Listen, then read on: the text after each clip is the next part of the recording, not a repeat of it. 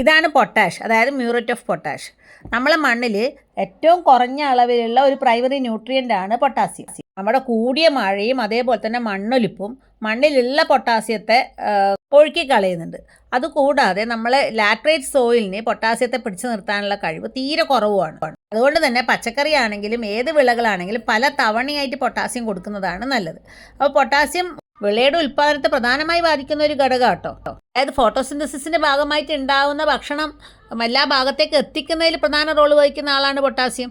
അതേപോലെ തന്നെ വരൾച്ചയെ ചെറുക്കാൻ, അതായത് ഇലകളിൽ നിന്നുള്ള ബാഷ്പീകരണ നഷ്ടം കുറക്കാനും പൊട്ടാസ്യം സഹായിക്കുന്നുണ്ട്. ഓരോ സെല്ലിലുള്ള അയോണിക് ബാലൻസ് മെയിൻറ്റെയിൻ ചെയ്യാനും എൻസൈമിൻ്റെ ആക്ടിവിറ്റി എൻഹാൻസ് ചെയ്യാനും അതുപോലെ തന്നെ സ്റ്റൊമാറ്റയിലൂടെയുള്ള വെള്ളത്തിൻ്റെ ബാഷ്പീകരണ നഷ്ടം കുറക്കാനും പൊട്ടാസ്യം വേണം. മ്യൂറേറ്റ് ഓഫ് പൊട്ടാഷ് മാത്രമല്ല കേട്ടോ, സൾഫേറ്റ് ഓഫ് പൊട്ടാഷും ഉണ്ട്. SOP എന്ന് പറയുന്നത് നിങ്ങൾക്ക് ഓർഗാനിക് കൃഷിയിലും ഉപയോഗിക്കാവുന്നതാണ്.